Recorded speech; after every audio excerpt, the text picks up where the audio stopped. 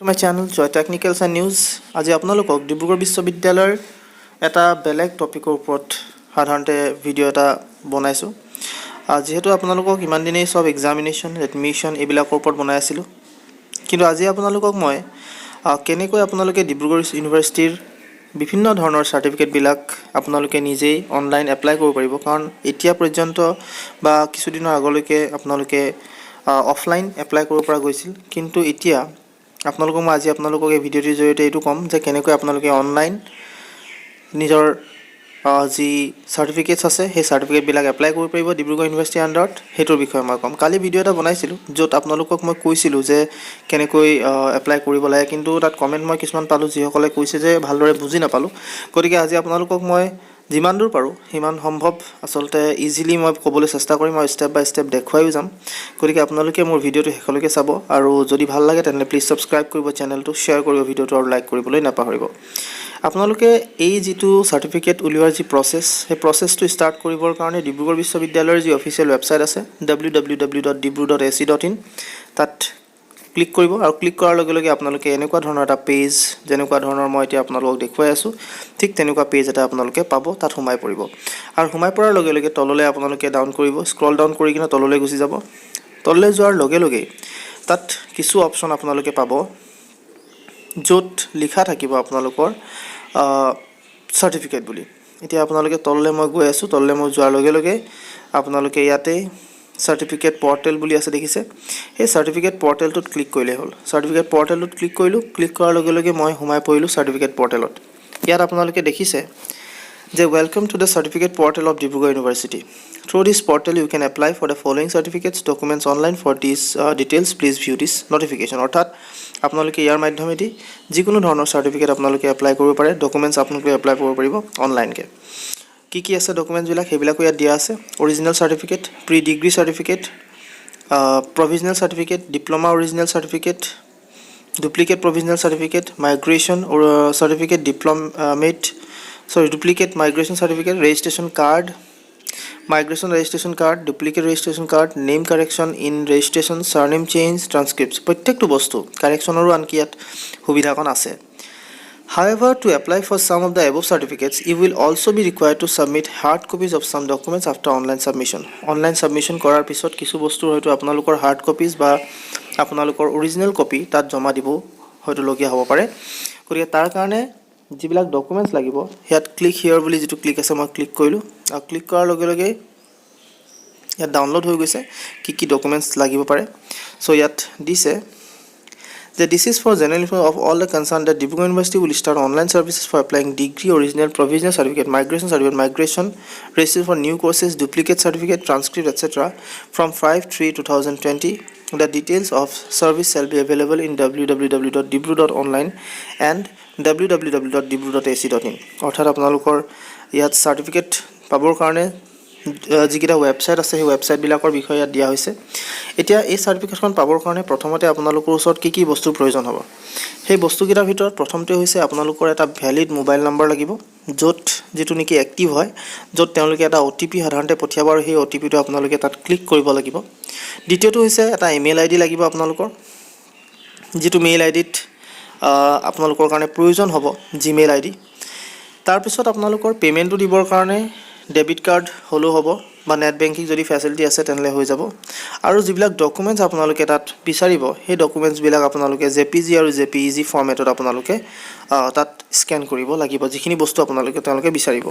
এতিয়া সকলোতকৈ প্ৰথমতে আপোনালোকে এই পৰ্টেলটোত খোলাৰ পিছত এণ্টাৰ যিটো বাটন আছে সেই এণ্টাৰটোত ক্লিক কৰিব, আৰু এণ্টাৰটোত ক্লিক কৰাৰ লগে লগে আপোনালোকে তাৰ যিটো পেজ আছে সেই পেজটোত সোমাই পৰিব। ইয়াত সোমাই পৰাৰ লগে লগে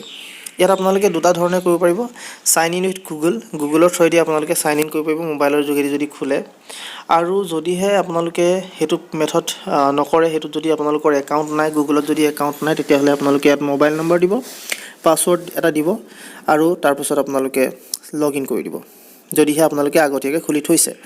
আৰু যদি নাই কৰা তেতিয়াহ'লে যদি একাউণ্ট এটাও নাই তেতিয়াহ'লে ক্ৰিয়েট নিউ একাউণ্টত ক্লিক কৰিব। ক্ৰিয়েট নিউ একাউণ্ট ক্লিক কৰাৰ লগে লগে আপোনালোকৰ অট'মেটিকেলি তাত এটা একাউণ্ট আপোনালোকে ক্ৰিয়েট কৰিব পাৰিব। চ' মোৰ যিহেতু গুগল একাউণ্ট আছে গতিকে মই তাৰ মতেই গুচি যাম, আৰু তাৰ মতে গুচি যোৱাৰ পিছত খুলি ল'ম তাৰ মতেই। সো মোৰ সোমাই গ'লোঁ মই আৰু ইয়াত মোক বিচাৰিছে যেতিয়া মই গুগল একাউণ্ট দি দিলোঁ মোৰ মোবাইল নম্বৰ বিচাৰিছে মোবাইল নম্বৰ এটা মই ক্লিক কৰিম যিকোনো মোবাইল নম্বৰ এটা মই দি দিম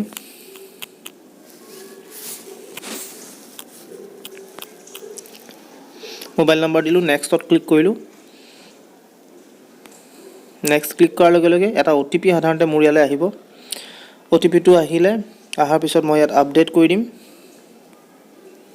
আপডেট কৰাৰ লগে লগে মোক বিচাৰিছে জেন্ডাৰটো ক্লিক কৰিম যি হয় হেতু দিম আপডেট কৰিম আপডেট কৰাৰ পিছত মোৰ এনেকুৱা এটা ডেশবোৰ্ড খুল খাই গ'ল এতিয়া মোক কি লাগে তাৰ কাৰণে কেইটামান অপচন আহিছে original certificate pre degree certificate provisional certificate duplicate certificate duplicate correction in provisional certificate migration certificate duplicate migration registration card migration registration card duplicate registration card name correction surname change transcript applied certificates so এনেকুৱা আহিছে so মোক প্ৰথমতে লাগে ধৰক এটা মোক original certificate লাগে so apply কৰিলোঁ এপ্লাই কৰাৰ লগে লগে ইয়াত কৈছে কেইটামান অপচন দিছে এটা নোটিফাই কৰিছে digital distinctly visible copies of university registration card marksheet and admit card of final year semester must be uploaded in JPG format অৰ্থাৎ আপোনালোকে এই ডিগ্ৰীৰ যদি আপোনালোকে অৰিজিনেল মাৰ্কশ্বিট লাগে আপোনালোকক তেতিয়াহ'লে ৰেজিষ্ট্ৰেশ্যন কাৰ্ডটো লাগিব মাৰ্কশ্বিটখন এডমিট কাৰ্ড ফাইনেল ইয়াৰৰ সেমিষ্টাৰ এক্সামিনেশ্যনৰ আপোনালোকে JPG ফৰ্মেটত আপোনালোকে আপলোড কৰিব লাগিব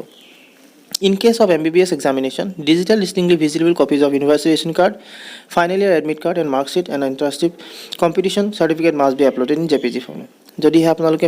মেডিকেল MBBS ৰ কাৰণে MBBS ৰ সাৰ্টিফিকেট লাগে তেতিয়াহ'লে আপোনালোকে তাৰ কাৰণেও যিবিলাক ডকুমেন্টছ লাগে সেই ডকুমেন্টবিলাক দিয়া আছে registration card final year admit card mark sheet internship completion certificate এইবিলাক দিব লাগিব JPG আৰু JPG format. In case of PG degree, PG diploma examination DPharm digital distinctly visible copies of admit card mark sheet university ration card and provisional certificate issued from the এটা ইয়াৰ কাৰণে যদিহে এবছৰৰ if applied after 1 year এবছৰৰ পিছত যদি মই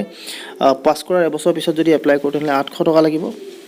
2 বছৰৰ পিছত যদি এপ্লাই কৰোঁ 950 টকা লাগিব 3 বছৰৰ পিছত যদি এপ্লাই কৰোঁ 1100 টকা লাগিব 4 বছৰৰ পিছত 1250 5 বছৰৰ পিছত 1400 6 বছৰৰ পিছত 1550 7 বছৰৰ পিছত 1700 8 বছৰৰ পিছত 1850 9 ইয়াৰ্ছৰ হলে 2000 আৰু 10 ইয়াৰ্ছতকৈ যদি বেছি হৈ যায় 10 ইয়াৰ্ছ বা 10 ইয়াৰ্ছকৈ বেছি হলে 3000 টকা লাগিব মোৰ এই সাৰ্টিফিকেটখন এপ্লাই কৰিবৰ কাৰণে সো ইয়াত তাৰপিছত মই আই হেভ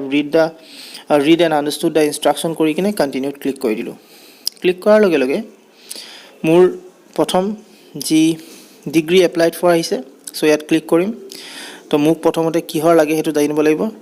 ধৰি লওক মই গ্ৰেজুৱেশ্যন লাগে BA লাগে সো BA ক্লিক কৰিলোঁ কোন ইয়াৰৰ হয় হেতু বিচাৰিছে সো মই ইয়াত লিখিম কোন ইয়াৰৰ হয় মই লিখিব লাগিব মান্থ আৰু ইয়াৰ সো এতিয়া মোৰ মনত নাই মান্থ আৰু ইয়াৰ মই সাৰ্টিফিকেট চালেহে গম পাম এইবিলাক চোৱাৰ পিছত মই ইয়াত নেক্সটত ক্লিক কৰি দিম ষ্টেপটোত যেতিয়া গুচি যাম তাত ষ্টেপটোত গুচি যোৱাৰ লগে লগে নেক্সট ক্লিক কৰাৰ লগে লগে মোৰ নাই দিয়া কাৰণে ইয়াত অলপ দিগদাৰ লিখিছে final semester year examination held in month year এইটো মোৰ সাৰ্টিফিকেটত আছে সাৰ্টিফিকেটৰ মতে দিব লাগিব তাৰপিছত নেক্সটলৈ যোৱাৰ পিছত ষ্টেপটোত যিখিনি কথা কৈছে সেইখিনি কৰিম তাৰপিছত 3 নম্বৰত আপলোড ডকুমেন্ট কৰিম আৰু তাৰপিছত পেমেন্ট কৰি দিম পেমেন্ট কৰাৰ লগে লগে মোৰ সম্পূৰ্ণ প্ৰসেছ কমপ্লিট হৈ যাব আৰু মোৰ সাৰ্টিফিকেটৰ কাৰণে যেটো এপ্লাই কৰাৰ প্ৰসেছ আছিল সম্পূৰ্ণ শেষ হৈ যাব গতিকে এনেদৰে আপোনালোকৰ এই সাৰ্টিফিকেটৰ কাৰণে এপ্লাই কৰিব পাৰে অৰিজিনাল সাৰ্টিফিকেটৰ কাৰণে এপ্লাই কৰিব পাৰে গতিকে যদিহে মোৰ ভিডিওটো ভাল পালে তেনে প্লিজ সাবস্ক্ৰাইব কৰিব চেনেলটো শ্বেয়াৰ কৰিব ভিডিওটো আৰু লাইক কৰিব নাপাহৰিব আজিলৈ ইমানেই ধন্যবাদ